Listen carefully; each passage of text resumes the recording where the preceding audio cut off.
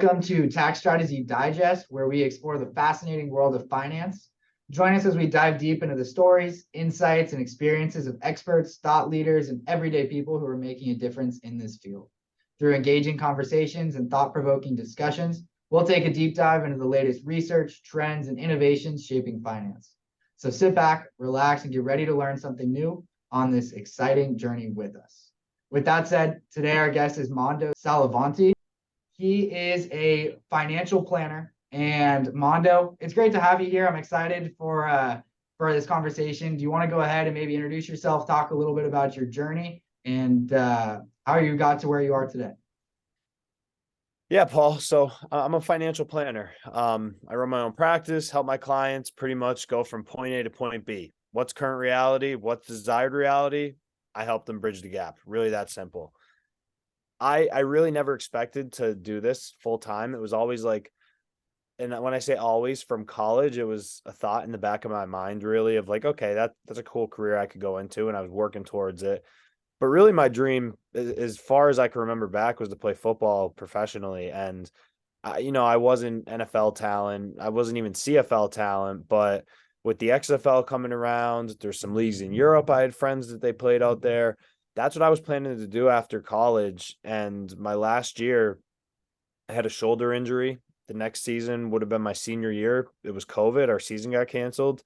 And from there, man, it was just, I had to make a decision, either go back and do that, or I could do something that could totally change the trajectory of my life to go into financial planning. And that's what I did. So started in 2020, here today, and business is better than ever. I love it. And some of your background, I know in some previous conversations we've had, you were doing some stuff flipping shoes and you were working kind of in a sales sort of position. Obviously now you're not really selling as much, you're just helping your clients and planning and helping them get towards their goals, moving towards their future. How did that kind of have an impact on you, just working in that sort of reselling market and just networking with people? When I was in college, being a sneaker reseller, honestly, it was literally like getting an MBA, but probably better, honestly. It's my last year. The season wasn't canceled when I started reselling sneakers, actually. So I actually won't say that yet. But my best friend, Jarrett Horn, he was reselling sneakers and we lived together in college, same apartment every single year. And I'm like, dude, like, are you really making money doing this? Like, tell me about that. And he's like, yeah, like it's awesome. I'm making good cash. Like it's good. So I start doing it, and Jarrett's fully supportive. Shout out to Jarrett. Again, best friend, literally. And 6 months go by, I'm doing this to finish college. I profited like 15K over 5-6 months. And as a college kid, that's a ton of money. It feels like it. But for perspective, I did probably 400 to 500 transactions. So my revenue was about 120 grand. The profit margins aren't crazy on sneakers. It's about 10-15% typically. But the amount of transactions and negotiation and just understanding how do you have good customer service? How do you negotiate? How do you deal with people? How do you deal with a bad customer? How do you deal with a bad client? These are all things that I got to see. And also, how do you run a business? But the most important, and I haven't really talked about this before, was social media marketing. I grew that sneaker business through Instagram. I sold to a lot of local people in my area, but most of my sales were all around the country, all around the world even. I mean, I was shipping to other countries selling sneakers because it is a global business, and it was through Instagram. So I scaled an Instagram account to almost 10,000 followers in 5-6 months just by selling shoes. And now with my financial planning practice, I'm sort of putting two and two together to say like, oh, I could build this online and get clients this way. And it's exactly what I'm doing. So my sneaker reselling days was a time that I could afford to fail with low consequences, really. And now it's just translating to everything I'm doing. I love it. And look, you're a little bit younger, just like me. How have you kind of combated that? I know it might actually be working to your benefit, right? You're tech savvy. You're able to create these platforms. You're using LinkedIn very well. What are some of the things that you're doing to maybe one combat that feeling of sometimes when someone wants a financial planner, they want them to have some gray hair, right? They want an older person and they're looking for that experience. What are some of the things you're doing that are just, making you the person that they can trust? And I see it, easily through LinkedIn. So if you have some tips for people who are watching, who are maybe younger, they're inspired by you to go and just get started in the industry, what would you tell them? Paul, there's a really easy answer for that for me. And it took me a little bit to really feel this at a deep level.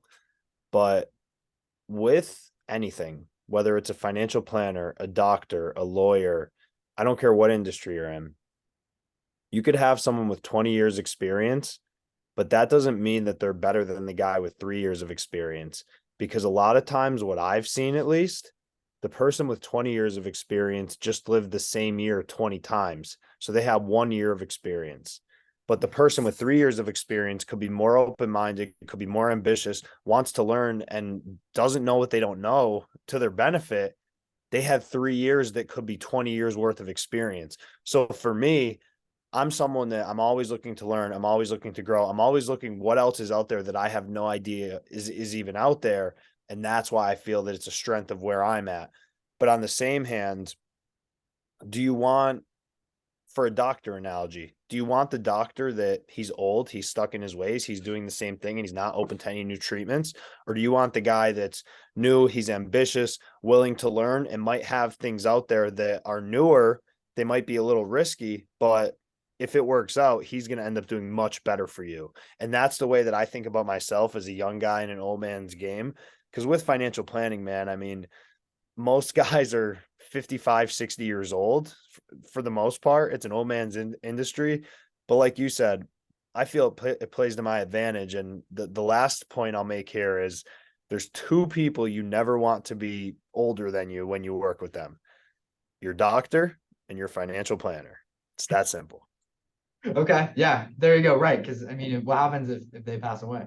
Yep, exactly. Then you got to find someone else. Exactly. Okay, so you were just talking about some innovation, right?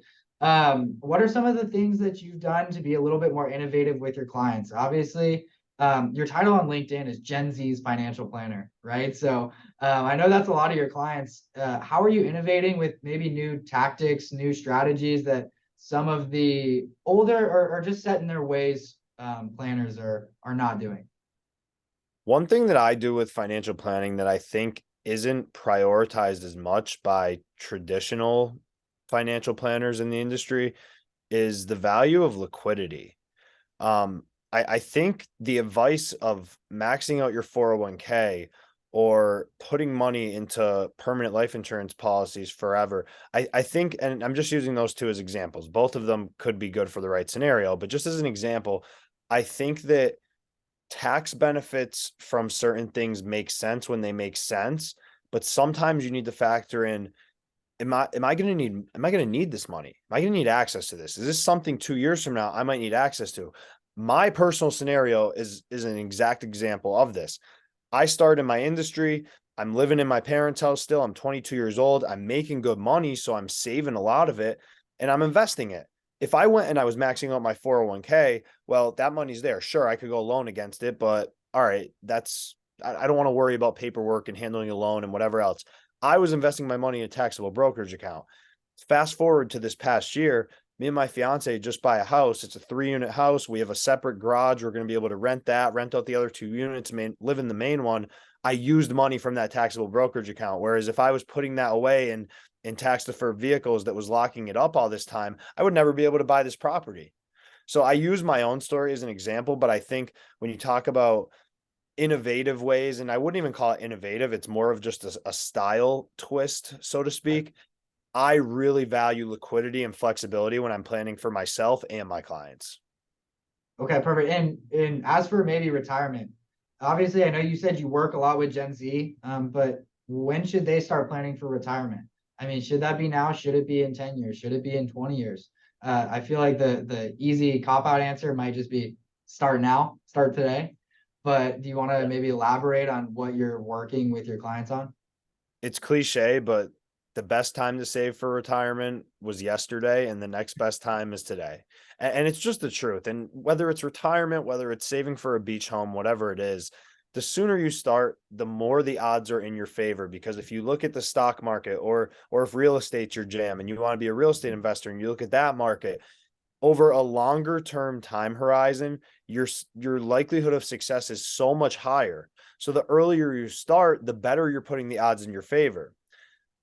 For that reason, I say start as soon as possible. And the reason that I focus so much on Gen Z, and when I say Gen Z, like most of my clients really are 25 to 35 years old in that bracket. So it does leak into millennials a little bit.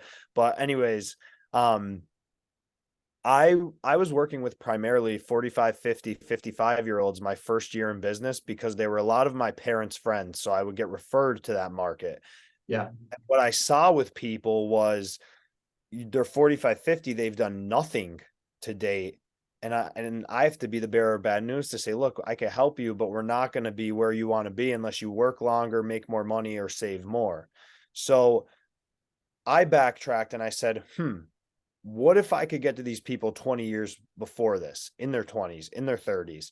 And now I'm able to tell these stories and say, look, you're not going to have to bend over backwards putting money away. You can put a modest 10, 15, 20% of your income away per year just towards investment, saving for retirement, whatever you call it. And you'll be in a pretty good spot when you look out down the road. I agree. And I think that's important. I try and look, I'm not a financial advisor, but I've always been someone who likes investing and things like that. I was a finance major through college, and I'm kind of the friend that my whole friend group just says, hey, what should I invest in? And so they're like, hey, should I start investing? I just got my first job, whatever it might be. They stopped working as a waiter or waitress, and now they're, have a corporate type job, and they ask me, hey, what do I do? And so I've just kind of thrown out some ideas. I'm like, this is what I'm doing. If you want to follow suit, go for it. But they always ask, when's the best time? And so I tell them the same thing. Said yesterday. I'm like, well, the stock market went down yesterday. I'm like, well, it's a cliche, right? Yeah. But anyways, so next question for you. I've been actually wondering this quite a bit. How has the industry evolved recently? And I know there's kind of been some turmoil in the market. So what is your take really on that? And how do you see that playing out in the future? My thing is this, I don't have a crystal ball, and I could give you my opinion on where I think the economy's headed and what I think it's doing. But overall, what I do with my finances and what I do for my clients, we're preparing for any market conditions and also any tax conditions, because taxes always change. The markets always change. You want to be ready for whatever can happen. The other thing that we see in the news all the time is inflation. How do we hedge against inflation? What's going on there? My thing is this: you hedge inflation over the long term, and you do it with investments or assets like stocks, like real estate, like a business that you own. You hedge a negative market in the short term by having savings or uncorrelated assets, whether that's CDs or savings or a type of permanent life insurance you could have, like whole life insurance is a fixed product. But besides the point, you want to have different funds in different places that you have access to money when you need it. Because if it's unideal market conditions, you don't want to pull money from those accounts because you're severely hurting yourself. Yeah. And I'm actually not sure if this is something you specialize in really, but do you work at all with some, tax strategies where you can help? I'm not talking about a deferred sales trust, not talking about what we do, but just for your own sake, what are some of the ways you help your clients maybe plan for their taxes for the future so that when they get to retirement, they're not getting swamped by that? Do you guys do anything? We talk about asset location and asset allocation. Asset allocation is the typical get your large cap stocks, get your mid cap, get your small cap, etc. Asset location is, do I have tax deferred vehicles? Do I have taxable vehicles? Do I have tax free today vehicles? Do I have tax free later vehicles? So those are the four types of assets you could have. It can never be any different at a high level. So when I'm positioning clients planning out 20, 30, 40 years, whatever it is, we're looking at, let's get vehicles that we're going to be taxed on today, but they'll be tax free later. Let's get vehicles that will be taxed on today, but we only pay tax on the gains. let's get vehicles where we won't pay tax today, but we'll pay tax later. And for high earners, the tax-free today, which municipal bonds are the only things that really fall into there. For high earners, municipal bonds could make sense to have in place for a piece of the pie.